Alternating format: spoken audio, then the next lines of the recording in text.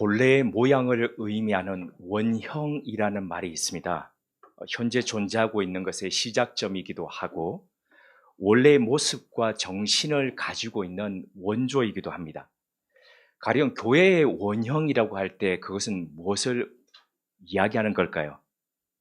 초대 교회인 예루살렘 교회와 안디옥 교회를 일컬어서 교회의 원형이라고 이야기하죠. 어떤 모습들이었습니까? 서로 모여서 같이 떡을 뗀다 그랬습니다. 우리말로 표현할 때 떡이지 그분들은 빵이죠. 빵을 같이 양식을 같이 나누고 밥을 같이 먹는 겁니다. 식구이지요.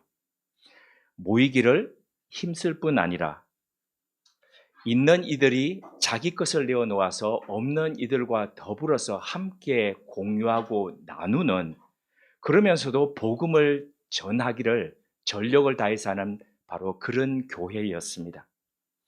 교회가 오염되고 본래의 맛을 잃어갈 때마다 의식 있는 그리스도인들과 그리고 교회들은 이 본래 교회의 원형으로 돌아가자라고 그렇게 외쳤습니다.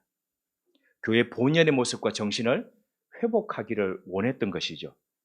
특별히 행동과 말뿐만 아니라 살아가는 방식이 예수 그리스도와 똑같아, 예수 그리스도를 보는 것 같다, 그리스도를 보는 것 같다는 의미에서 이름이 붙여진 그리스도인이라고 하는 이 말이 처음 호칭되었던 안디옥 교회에서 그 교인들처럼 신앙은 교회 밖의 사람들이 인정하는 그런 모습이어야 한다라고 이야기했습니다.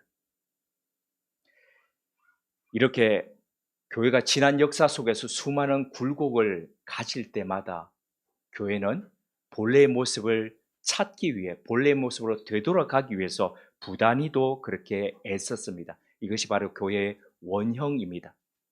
그럼 가정의 원형은 무엇일까요? 오늘 본문 창세기 2장이 바로 그 원형에 대해서 보여주고 있습니다. 에덴 동산은 현존하는 가정뿐만 아니라 앞으로 가정을 일구어 가야 할 수많은 사람들에게 가정이 어떻게 해야 되지? 가정은 어떤 방향으로 나아가야 되지?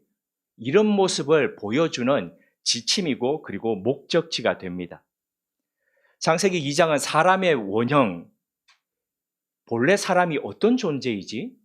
그 사람은 어떤 모습으로 살아가야 하지? 하는 이런 원형도 보여줍니다. 그래서 본래 잃어버린 세상, 잃어버린 그 원형을 가지고 있는 사람들이 무엇을 추구하고 어떻게 살아가야 할지를 보여주는 그런 본문이 되는 것이 창세기 2장이라고 할 수 있습니다. 제한된 시간이지만 그리스도인들과 그리고 교회가 어떤 원형을 좇아서 살아가야 할지를 말씀을 통해서 바탕에 살펴보도록 하겠습니다. 이 원형을 회복하기 위해서 첫 번째로 해야 될 것이 안식입니다. 창세기 2장의 시작은 안식에서부터 시작하고 있습니다. 1절에서부터 3절입니다. 천지와 만물이 다 이루어지니라. 하나님이 그가 하시던 일을 일곱째 날에 마치시니 그가 하시던 모든 일을 그치고 일곱째 날에 안식하시니라. 하나님이 그 일곱째 날을 복되게 하사 거룩하게 하셨으니 이는 하나님이 그 창조하시며 만드시던 모든 일을 마치시고 그날에 안식하셨습니다. 6일 동안 천지를 창조하신 하나님께서 제7일에 안식하셨습니다. 6일 동안 창조 사역을 하셨던 하나님께서 제7일에 쉬셨다는 것은 두 가지 의미가 있습니다. 첫 번째로는 창조의 일을 하나님이 다 완성하셨다는 거죠. 그러니까 더 이상 창조가 할 필요가 없이 완벽한 창조에 이르렀다는 겁니다. 하나님이 더 이상 손대지 않더라도 정상적으로 다 모든 것들이 맞물려서 운행되는 그런 시스템과 그런 구조를 하나님 가지고 있다라고 그렇게 확신하셨던 겁니다. 당신이 만드신 세상이 당신이 쉬더라도 당신이 원했고 당신이 설계했고 생각하셨던 모든 방향으로 그렇게 갈 것이라는 것을 하나님은 그렇게 믿으셨기 때문에 쉬셨다는 거죠. 그만큼 하나님의 창조는 완벽했다는 겁니다. 둘째, 하나님께서 안식하셨다는 사실은 사람을 비롯한 모든 만물에 대한 배려였습니다. 창조주이고 그리고 전능하신 하나님이 쉬실 필요가 있을까요? 없습니다. 그럼에도 불구하고 그분이 쉬셨다는 것은 그분이 만드신 세상에 대한 배려였습니다. 안식은 단순히 쉰다는 의미가 아니라 기존에 하고 있던 모든 일들을 다 내려놓는다는 의미가 있습니다. 하지 않는다, 멈춘다는 의미가 있다는 겁니다. 이것은 흔히들 생각하는 사람에게만 해당하는 것이 아니라 예전에 농사일을 하던 소나 말이나 아니면 나귀 같은 모든 동물들도 쉰다는 의미가 포함되어 있는 안식입니다. 지금이야 주 5일째 또는 어떤 직장에 따라서는 6일 이렇게 일하고 하루 또는 이틀을 쉽니다. 어떤 면에서 이게 당연하게 느껴지지만 그러나 이게 불과 얼마 지나지 않았던 과거만 하더라도 당연한 게 아니었습니다. 가까운 조선시대만 하더라도 노비들에게 있어서 쉰다는 의미는 없었습니다. 어떤 날이든지 간에 주인이 일하라고 그러면 일해야 되는 것이 그들의 삶이었습니다. 1년 365일 주인이 죽으라고 일하라 그러면 죽으라고 신용을 하면서 일해야 되는 것이 바로 노비들의 삶이었습니다. 이런 구조 속에 균열을 내고 쉼이라는 안식이라는 개념을 가지고 왔던 것이 바로 기독교 신앙입니다. 이 출발이 기원과 출발이 성경 속에서부터 기인되었습니다. 그리스도인으로서 또 예수 그리스도를 믿는 가정으로서 우리가 회복해야 할 첫 번째가 바로 이 안식입니다. 하나님께서 복 주신 이 날을 믿지 못하면 결단코 지킬 수가 없습니다. 출애굽한 지 3개월이 지난 시점에 이스라엘 백성들이 도착한 곳이 신광야였습니다. 근데 3개월이 딱 지나니까 가지고 나왔던 음식들이 그 양식들이 다 사라졌습니다. 사라진 게 없어진 거죠. 이전에 말씀드렸듯이 직선을 통해서 쭉 그대로 최단거리로 가면 일주일 만에 이집트를 벗어나와서 가나안 땅에 도달할 수 있는 곳이었습니다. 그런 거리입니다. 그러니까 이 사람들은 아마도 그런 생각했겠죠. 3개월이면 충분하겠거니 그렇게 생각했겠죠. 그런데 3개월이 지났을 때에 가지고 나왔던 양식이 동이 나버렸습니다. 아무런 양식이 없어 굶어 죽을 위치에 처했을 때에 하나님께서 그들에게 아침에 이슬처럼 내려서 거두어서 먹게 하셨던 것, 바로 그것이 만나였습니다. 무려 40년 동안 이스라엘 백성들이 가나안 땅에 들어가서 그 가나안 땅의 소산물을 먹기 시작하는 바로 그 직전까지 내렸던 것이 만나였습니다. 근데 이른 아침 만나를 거두게 하고 만나를 먹게 하셨던 하나님께서는 3가지 원칙을 지키라고 말씀하셨습니다. 그 첫 번째 원칙이 1인당 한 호멜씩만 거두라는 것이었습니다. 한 호멜은 쉽게 생각하면 이렇게 보시면 됩니다. 2리터 생수병, 그거라고 보시면 됩니다. 그러니까 한 사람이 2리터 정도씩 그렇게 되는 거, 그 만나를 먹도록 그렇게 하셨습니다. 많이 거뒀던 사람도 적게 거뒀던 사람도 나중에 결과를 딱 달아보면 모두가 다 한 호멜씩이 되었습니다. 그러니까 하나님께서 도량령이 없었는데도 불구하고 사람들에게 그렇게 맞도록 그렇게 하셨습니다. 둘째, 안식일을 앞두고는 1인당 한 호멜이 아니라 한 호멜을 더 2호멜씩을 거두게 하셨습니다. 그러니까 안식일까지 그렇게 해서 거두게 하신 거죠. 보통 평일에는 한 호멜을 가지고 요거 아껴야지 혹시 내일 없을지 모르잖아 라고 생각하고 남겨뒀던 그 사람들에게는 바로 그 다음날 벌레가 생겨서 먹지 못했습니다.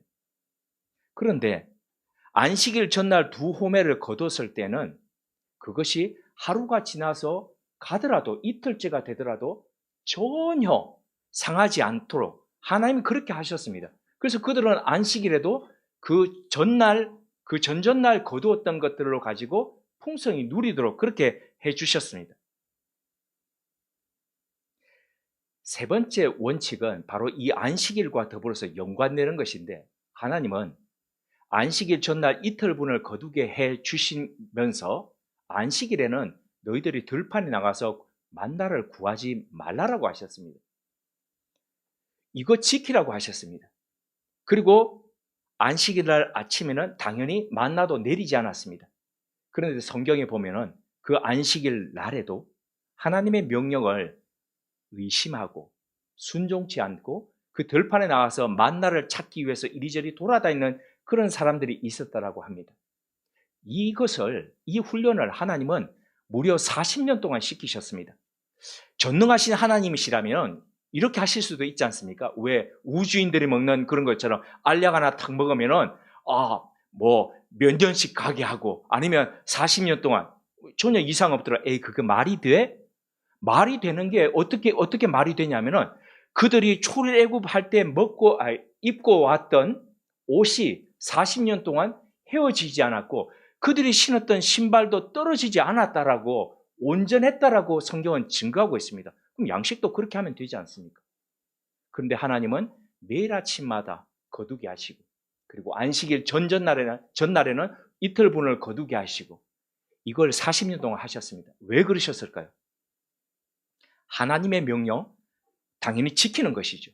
하나님이 계신 것과 그리고 하나님을 신뢰하면서 따라가는 삶, 그런 속에서 하나님께서 그들을 어떻게 책임져 주시는지를 40년 동안 매일같이 반복하면서 훈련토록 하시기 위함이었습니다. 그래서 하루 더 일하면은 더 많이 생기는데, 내 양식이 더 많이 생기는데, 내 인컴이 더 증가되는데 라고 하는 그런 생각이 있음에도 불구하고 그것을 내려놓고 하나님의 명령에 따라서 이 안식을 지키면서 하나님께 예배드리는 그 삶을 살아가는 것은 하나님에 대한 신뢰와 하나님이 계시고 하나님이 책임져 주시는 것을 믿지 않으면 도저히 할 수 없는, 바로 불가능한 일이라는 거죠. 근데 이게 다 누구를 위한 것일까요? 하나님을 섬기게 하기 위해서, 그냥 하나님을 위해서 안식일을 준비하셨을까요? 성경은 아니다라고 이야기합니다. 그리고 예수님 역시도 안식일이 사람이 안식일을 위해서 있는 것이 아니라 안식일이 사람을 위해서 있는 것이라고 하시면서, 이 안식일의 시작 자체가, 그리고 안식일이 계속 지속해야 되는 이유가 누구를 위한 것인지를 분명히 해주셨습니다. 어떤 사람들이 이렇게 이야기합니다. 일주일이 다 중요하지, 일주일이 다 거룩하지, 그 주일 하루 그거, 안식 그게 중요해? 그거? 일주일을 다 그렇게 사는 게 중요해. 맞죠? 맞습니다. 원칙적, 원론적으로 맞는 말입니다. 그런데 지금까지 신앙생활을 해오면서 교회 안과 교회 밖에서 수많은 사람들을 만나면서 이렇게 이야기하는 분 중에서 정말 주일을 신실하게 그렇게 지켜가고 일주일을 그렇게 살아가는 사람 별로 만나보지 못했습니다.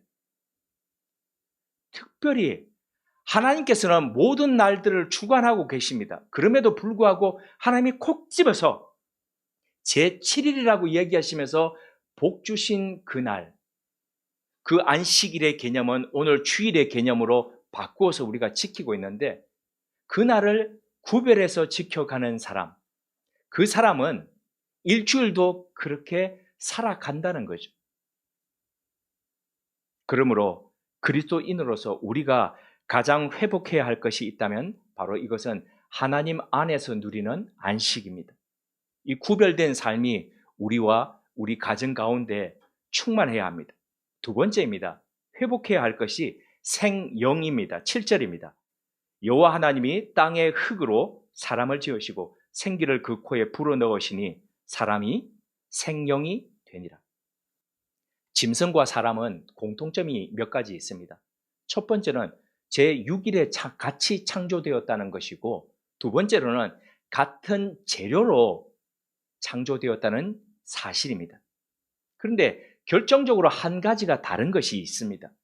그것은 바로 조금 전에 읽었던 것처럼 7절 속에 있는 하나님이 불어넣으신 생기가 있느냐 없느냐의 차이입니다. 그 생명의 기운이 사람으로 하여금 하나님의 기운을 가지고 살아가는, 하나님의 호흡을 갖고 살아가는 생명이 되게 하셨습니다. 오늘도 하나님의 호흡으로 숨쉬고 하나님의 그 마음으로 느끼면서 살아가는 사람은 생명입니다. 그 하나님의 영으로 살아가는 가정은 생명입니다. 지난 주 중에 한 분이 자기 자녀 이야기를 해주셨습니다. 아들과 딸이 다 20대 후반입니다. 딸은 둘 다 미시민권자인데, 딸은 미국 대학을 다니면서 미국 군대를 자원해가지고 거기서 장학금 받으면서, 그리고 군 복무를 다 마치고 지금 대학원에 들어갔습니다. 아들도 미국에서 태어난 시민권자라고 말씀드렸죠. 군대 갈 필요가 없는데 이 친구가 한국 군대에 자원했습니다. 그래서 한국 군대를 다 졸업하고 난 뒤에, 죄송합니다. 졸업이 아니죠. 제대죠. 제가 제대한 지가 오래돼가지고. 그리고 난 뒤에 미국 대학을 졸업하고 샌프란시스코에 취직이 되어서, 그리고 거기서 잘 살고 있다고 합니다. 근데 이 자녀들이 하나같이 인격적으로 하나님을 만나고 하나님을 섬기고 생활하고 있다는 겁니다. 인격적이라는 게 어떤 겁니까? 인격적. 어떤 게 인격적입니까? 우리 말은 인격적이라고 잘 합니다. 제가 지금 인격적으로 말씀드리고 있습니까? 만약에 제가 비인격자라면 어떻게 말씀드릴까요? 어떻게 할까요? 옛날에 제가 시골 교회에서 막 이렇게 보고 막 했듯이 막 반말 아무렇게나 하고 막 이러고 막 이렇게 치면서 막 그러지 않겠습니까? 비인격적. 근데 인격적이라는 것은 상호 느끼고 교통하는 겁니다. 하나님과 인격적으로 사귄다는 것은 그런 겁니다. 근데 이 친구가 이렇게 한다는 겁니다. 아침에 일어나면 하나님 안녕하세요. 그렇게 이야기한다는 겁니다. 일어나면서 하나님 안녕하세요. 자기 친구를 정리하면서 하나님 오늘은 제가 어떻게 뭘 하면서 살아가야 될까요? 어떻게 하는 것이 하나님이 기뻐하시는 걸까요? 이렇게 물으면서 자기가 해야 될 일들을 결정하고 그렇게 걸어간다는 겁니다. 몇 살이요? 20대 청년들이. 멋지지 않습니까? 근데 어떤 면에서 하나님을 인격적으로 모시고 살아간다는 이런 모습이 당연하게 돼야 되는데, 그죠? 많이들 그러지 않는다는 거죠. 근데 이 친구들이 이렇게 살아가는 모습 보면서, 야, 참 멋있다. 어떻게 가르쳤길래, 어떻게 했길래 이랬을까? 근데 그 부모님은 그러더라고요. 저희가 한 게 없어요. 근데 참 감사하게 이 친구들이 그렇게 살아가고 있어요. 그리스도인인 우리 삶이 이래야 됩니다. 하나님을 영으로 인격적으로 교제하고 그 충만함에 젖어들 때에 우리 삶이 하나님의 기운으로 살아납니다. 이 생명의 기운이 우리 가정 안에 있어야 합니다. 이것을 회복해야 합니다. 세 번째로 회복해야 할 것이 생명나무와 선악을 알게 하는 나무입니다. 9절을 함께 읽으시겠습니다. 여호와 하나님이 그 땅에서 보기에 아름답고 먹기에 좋은 나무가 나게 하시니 동산 가운데는 생명나무와 선악을 알게 하는 나무도 있더라. 하나님께서 에덴 동산에 수많은 나무들을 자라게 하시고 열매들을 열게 하셨는데, 특별히 동산 중앙에는 딱 두 종류의 나무를 심으셨습니다. 그 열매가 그 동산 중앙에서 나도록 하시면서 하나님은 생명나무 열매는 날마다 먹으면서 살도록 하셨습니다.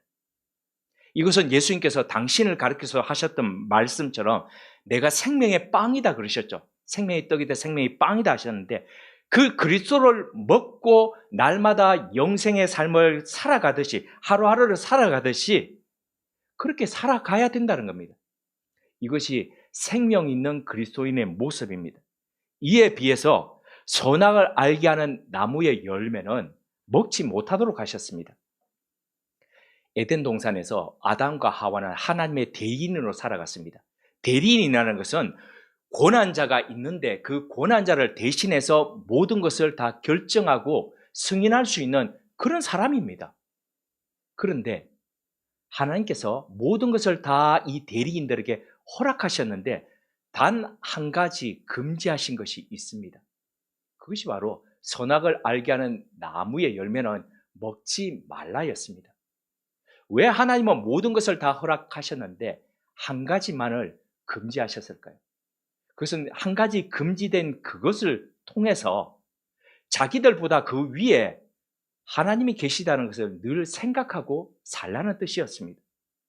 그러니까 선악의 판단을 스스로 하는 것이 아니라, 스스로 내리는 것이 아니라 그 하나님께서 이게 선이야 그러면 그렇게 선인 줄 알고, 악이야 그러면 악인 줄 알고 그렇게 살아가는 것이었습니다.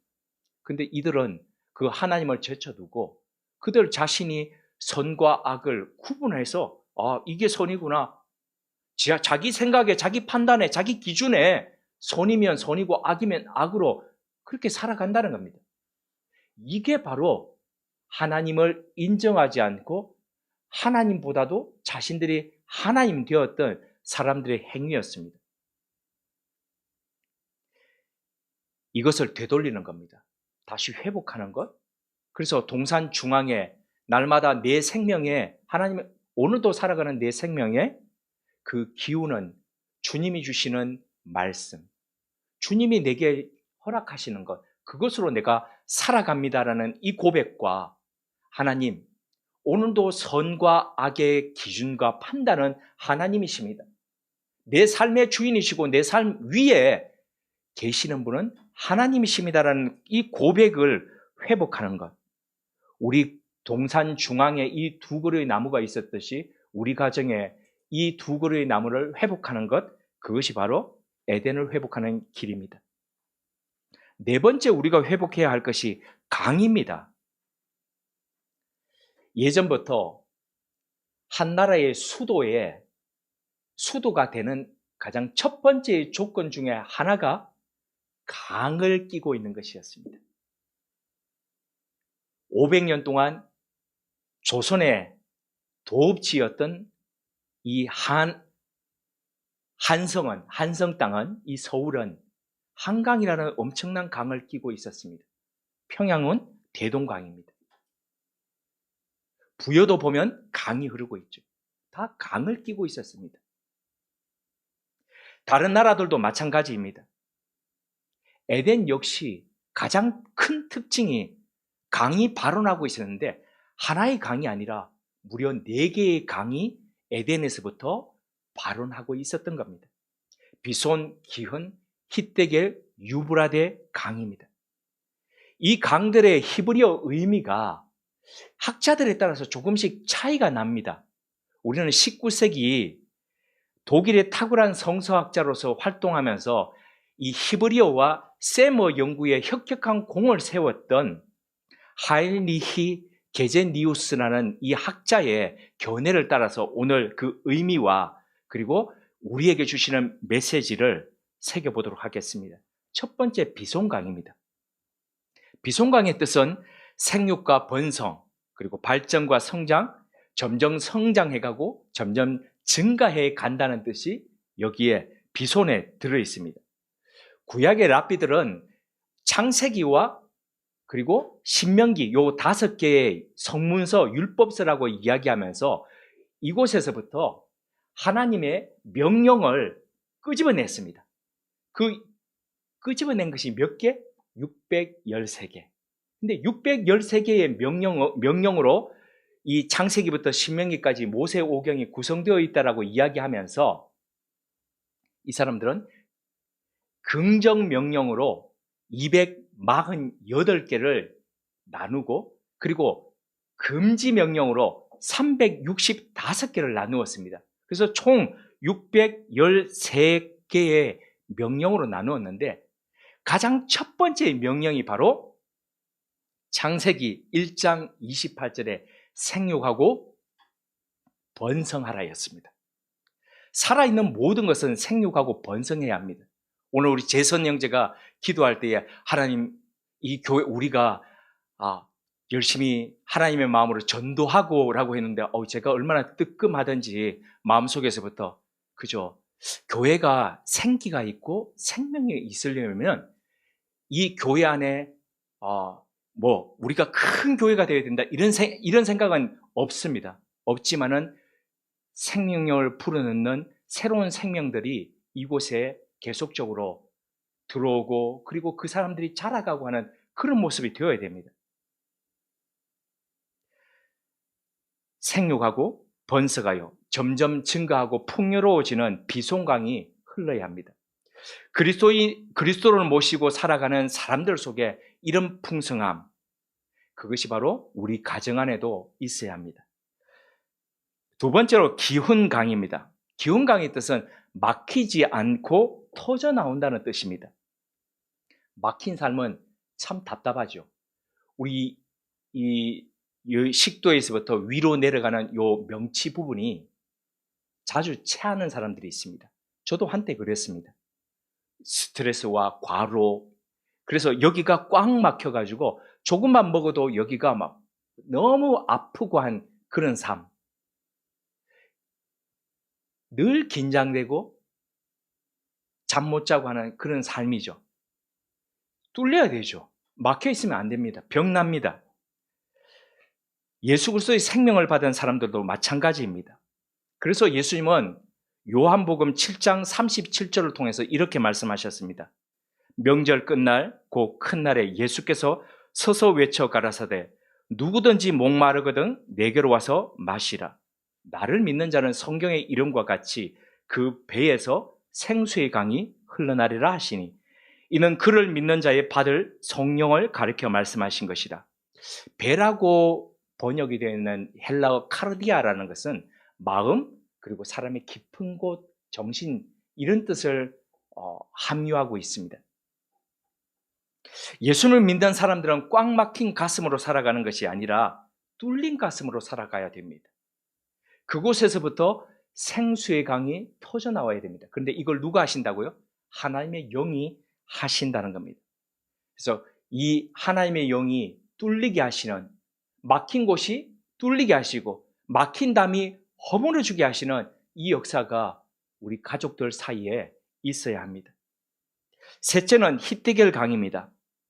파워풀한 능력, 에너지가 넘친다는 것이 바로 이 히데겔입니다. 우리 삶에 에너지가 있어야 합니다. 그래야 생기가 있죠. 얼마 전에 어떤 분이 제게 나이 드신 분인데요, 이런 말을 하셨습니다. 나이가 들면 집중력이 떨어지고 그래서 참 힘들다라고 생각했는데 가만히 살펴보니까 나이 들어서 집중력이 떨어지는 것이 아니라 체력이 모자라서 힘들어가지고 집중력이 떨어지는 것이다. 그러니까 인과관계가 다른 거죠. 그죠? 그래서 이 근육 운동을 하고 이렇게 운동하면서 살아야 된다는 것을 이제야 비로소 알았다라고 그런 말씀을 하셨습니다. 참 이해가 되었습니다. 에너지가 있어야 웃을 수 있고 용서하고 사랑하고 그리고 감사할 수 있습니다. 저희 어머니께서 허리가 허리 수술도 한번 하시고 목 디스크 수술도 하시고 이러니까 온몸이 다 아프고 막 힘들고 그렇습니다. 근데 멀리서부터 자녀가 오면 손주들이 오고 하면 좋아하십니다. 근데 하시는 말씀이 늘 동일하게 이런 말씀하십니다. 올 때 좋고 가면 더 좋고 이렇게 얘기하십니다. 너무 같이 있기가 힘들다는 겁니다. 올 때는 반갑지만 이게 챙겨주고 하기가 버겁다는 거죠. 왜 버거운 겁니까? 몸이 힘드니까 그렇다는 겁니다. 그러니까 우리의 몸이 건강하고 우리의 몸이 에너지가 있어야, 담을 수 있는 근력이 있어야 섬길 수 있고 나눌 수 있고 사랑할 수 있다는 겁니다. 우리 가정에 예수 그리스도 안에서 누리는 바로 이 에너지가 넘쳐나야 합니다. 이사야 선지자는 40장 31절을 통해서 그 모습을 이렇게 그리고 있습니다.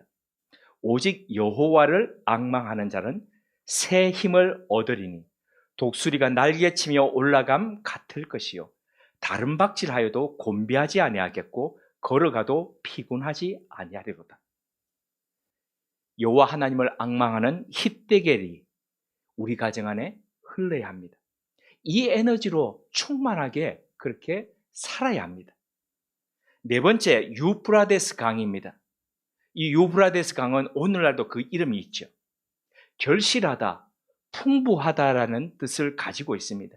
내면에 은혜의 강물이 흐르면, 이 에덴의 강물이 흘러나면 그 은혜로 인해서 사람들은 결실합니다. 성령의 열매를 맺는다는 거죠. 사도 바울은 갈라디아서 5장 22절에서 23절을 통해서 그 열매들을 이렇게 표현하고 있습니다. 사랑과 희락과 화평과 오래 참음과 자비와 양성과 충성과 온유와 절제다라고 이야기하고 있습니다. 강물은 그냥 흘러가지 않습니다. 흐르는 곳마다 주변을 적시면서 결실하고 열매를 맺어갑니다. 나일강은 그래서 옛날부터 그렇게 이야기를 했죠. 나일강은 우리는 범람하는 것이, 강이 범람하는 것이 안 좋다라고 이야기하죠. 물난리 난다라고 이야기하죠.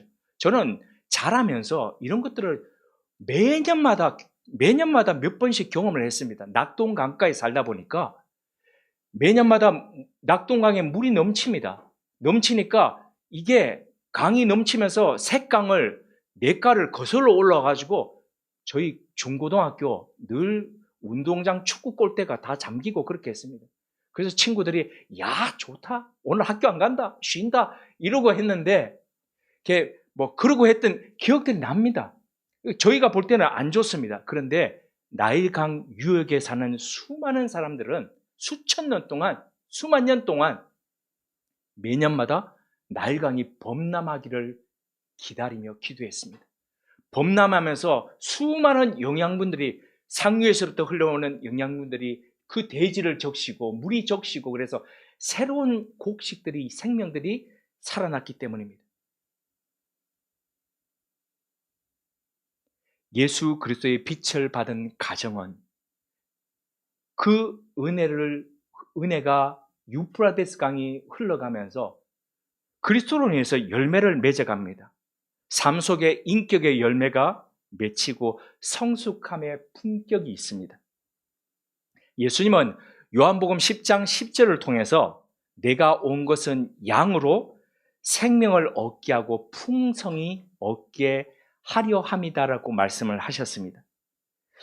이것이 바로 그리스도인이 누릴 풍성함입니다. 결실입니다. 이 결실과 풍성함을 우리가 회복해야 합니다. 다섯 번째로 회복해야 할 것이 기쁨입니다.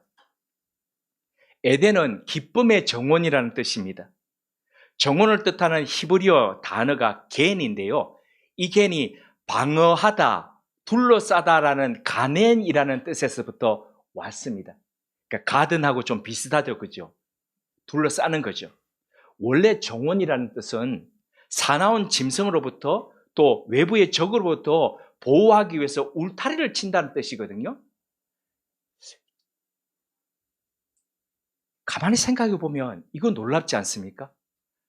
파라다이스라고 하는 그 대명사가 되는 에덴에 울타리가 있었다는 겁니다. 놀랍지 않습니까?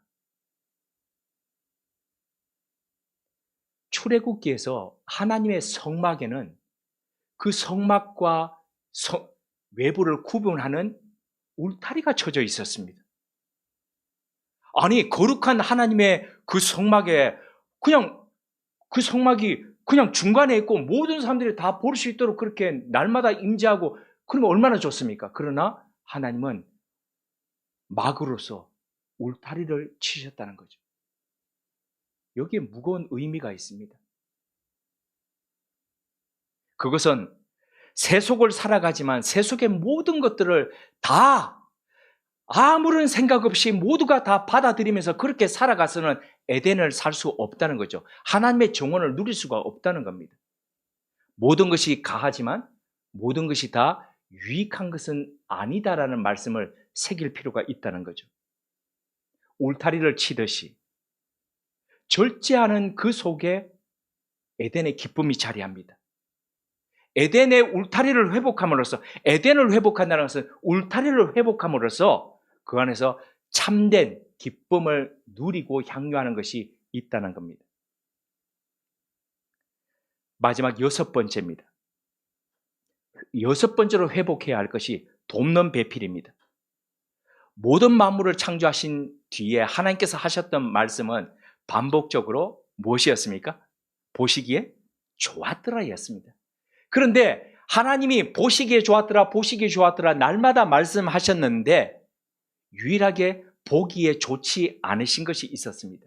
그것이 사람이 혼자 거하는 것이었다라고 이야기합니다. 그 결과 하나님은 아담을 위해서 돕는 배필을 지으셨습니다. 이른바 보수 기독교 교단이라고 하는 곳이 있지요. 그 교단이 어떤 곳이냐면은 예를 들어서 이런 겁니다. 저기 북한산 쪽에 가면은 조금 그 진보적인 그 장로교인데 교단이 있습니다. 4월 초 8일 날 거기에 사찰에 사람들이 오는데 주차장이 모자라서 그 신학교에서 운동장을 주차장으로 허락했습니다. 그랬더니 일명 보수 교단이라고 하는 여기서 가까운 곳에 있는 그 신학교의 사람들이 그곳에 가서 데모를 했습니다. 이런 우상을 믿는 사람들에게 그렇게 거룩한 주차장을 내줬다라고. 이런 사람들이요. 하와가 아담의 갈비뼈로 창조되었다는 것을 이렇게 인식을 합니다. 이것은 봐라. 여자는 남자의 종속적인 존재이다. 갈비뼈 하나로 만든 그런 존재이다. 그래서 하나님의 인애와 공의를 정말 누리고 그리고 말하고 그렇게 살아야 될 교회 안에서조차도 여성을 무시하고 비하하는 각종 제도와 언행을 아무렇지도 않게 합니다. 여기에 익숙한 여성들이요. 너무 길들여져 가지고 여성 교육자를 생각지 잘 않습니다.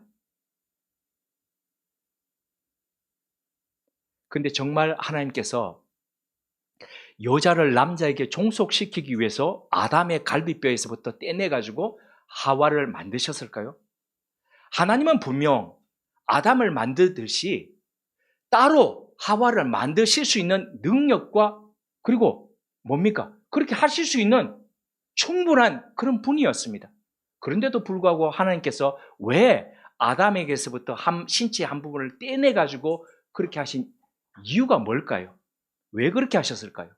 그것은 23절에 아담의 말에 고백에 바로 그 답이 숨겨져 있습니다.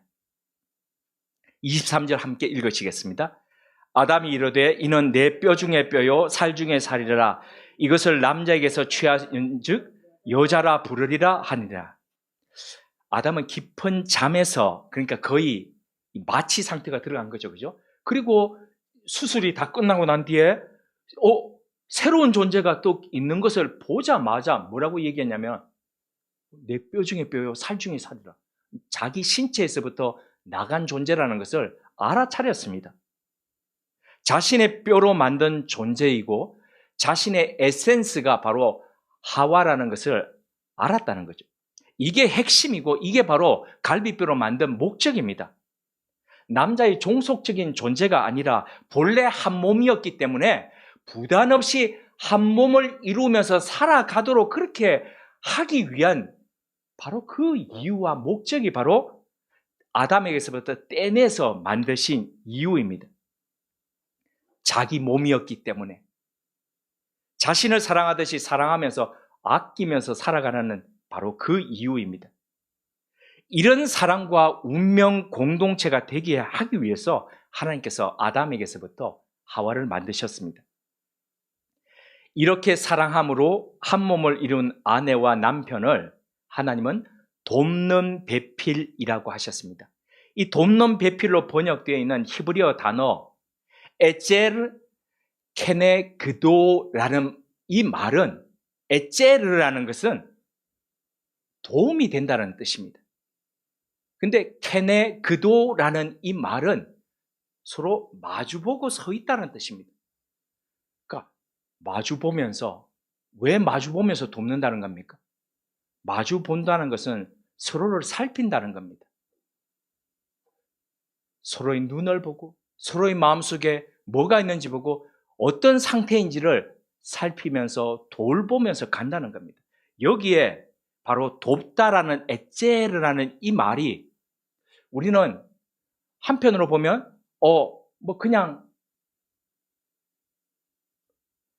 어린아이가 우리를 돕는 듯한 그 정도의 수준으로 보는데, 성경 속에서 이 단어는 주로 하나님께서 우리를 도우신다 할 때, 하나님은 우리를 돕는 이시라 도움의 도리를 할 때에 쓰였던 단어가 바로 이 에제르입니다.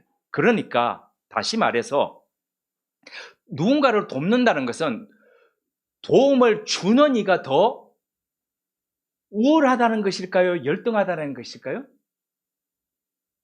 우월하다는 겁니다. 그러니까 돕는 배필로서, 아담을 돕는 배필로서 하와를 주셨다는 것은 아담보다도 하와가 더 우월하기에 에제르하게 하나님이 하셨다는 겁니다. 정리하자면 일부 기독교 보수 교단에서 말하듯이 여성은 남성보다도 열등하고 종속적인 존재로 창조된 것이 아니라 오히려 남성보다도 더 우월한 존재이기에 그 남성들의 부족한 점을 보완하고 온전한 몸을 이루도록 하기 위해서 하나님께서 창조하셨다는 거죠. 우리 가정 안에 돕는 배필됨이 있습니까? 혹시 그것이 언제인지 기억이 나지 않습니까? 만약 그렇다면 우리는 이것을 생각해 봐야 합니다. 우리는 서로 마주보고 있는가? 우리는 마주보는가? 서로의 마음을 살피는가? 남편의 모자람은 흉보기 위함이 맞습니까? 아닙니다. 남편의 모자람은 채워주기 위함입니다. 아내의 연약함은 보듬기 위함입니다. 이렇게 할 때 우리는 그때 돕는 배필로서 한몸된 가정, 에덴을 살아갈 수 있습니다. 이것이 우리가 회복해야 할 에덴입니다. 앞서 에덴의 뜻이 기쁨이라고 말씀을 드렸지요. 명사형으로 에덴이 기쁨이 에덴인데, 이게 제귀 동사로 되면은 아단이라는 말로 됩니다. 근데 이 아단이 되면 히브리어에서 참 재밌는 현상이 완전히 뜻이 바뀌어져 버립니다. 제귀 동사 셀프, 마이셀프처럼 이렇게 돼 버리면은 자기만을 위한 기쁨으로 바뀌어 간다는 거죠. 상대방의 기쁨을 위해서, 아니 우리들의 기쁨을 위해서 살아가는 것이 아니라 나만의 기쁨을 위해서 살아간다는 거죠. 교회가 기쁨의 공동체가 되어야 되죠. 맞죠? 그죠? 그런데 목회자가, 아니면 교회에서 결정을 할 수 있는 자리에 있는 사람들이, 당회가, 물론 우리는 당회가 없지만요, 당회가 자기들만의 기쁨을 위해서 자리하게 되면은 수많은 교회 공동체 구성원들의 기쁨을 그렇게 생각하지 않는다는 거죠. 여기서 강 건너에 있는 오래된 교회가 있습니다. 이름만 들어도 대한민국에 다 아는 교회들입니다. 신학교 때의 제 동기가 그곳에 전도사로 딱 가서 첫 번째 보니까 주보 복사 비용이 너무 비싸다는 겁니다. 그래서 보니까 자기가 조사를 해보니까 그 인쇄소에 맡기는 인쇄소가 아니고 다른 인쇄소에 맡기니까 반값으로 한다는 겁니다. 귀한 헌금을 이렇게 써서 안 되지 싶어가지고 그걸 바꿨답니다. 인쇄소를, 주보 인쇄하고 그 부서에 하는 거. 그랬더니 그 주 중에 한 장로님이 전화를 했다는 겁니다. 전화하자마자 바로 이 말이 첫 마디였습니다. 네가 뭔데? 어떤 뜻이 그 밑에 들어있는지는 우리는 아마 짐작하실 겁니다. 교회 공동체의 기쁨을 위해서 살지 않고 어디서 내 콩고물이 나오는지 그렇게 나의 기쁨을 위해서 살아가면 교회 공동체는 망가집니다. 가정 역시 마찬가지입니다. 한 구성원들이 자신의 기쁨만을 위해서 살아가고 존재하게 되면은 온 가족이 같이 파멸하는 길로 갑니다. 서로의 기쁨을 위해서 살아가야 합니다. 천박한 나의 기쁨, 그것을 위해서 아단이 될 때에 우리는 에덴을 상실하고 맙니다.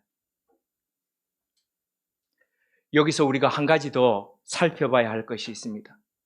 다음 주에 같이 좀 더 나눌 것인데요. 아담과 하와가 범죄한 장소가 악이 만연한 소돔과 고모라가 아니었다는 사실입니다. 그것은 가난과 질병의 거리도 아니었습니다. 그들이 죄를 짓고 타락한 곳은 다름 아닌 에덴 동산이었습니다. 부족한 것이라는 것은 아무것도 없는 곳, 모든 것이 차고 넘치는 낙원 속에서 그들은 범죄했습니다. 하나님을 기쁨으로 삼지 않고 자기 자신이 기준이 되고 에고가 기쁨이 될 때에 에덴은 아단이 되고 맙니다. 이것을 우리가 기억한다면 에덴의 회복을 위해서 우리는 어떻게 해야 할까요? 스스로를 즐겁게 하고 자신을 기준으로 삼는 아단에서부터 순간순간 빠져나와야 합니다. 하나님을 기준 삼아서 그 말씀을 우리 가정의 중심에 두고 그 뜻대로 살아가는 겁니다. 그때 우리 삶은, 우리 가정은 하나님이 만드셨던 참 기쁨을 누리는 에덴이 될 것입니다. 함께 기도드리겠습니다. 하나님, 잃어버린 원형 에덴의 모습과 그 의미를 새겨보았습니다. 한때 존재했었던 에덴이 아니라 오늘도 여전히 우리 삶에 존재하고 더욱더 견고하게 자리해 가는 에덴을 살길 원합니다. 우리 삶에 하나님이 중심 되심으로써 참다운 기쁨과 안식이 있는 에덴을 날마다 누리게 하옵소서. 예수님의 이름으로 기도드립니다. 아멘.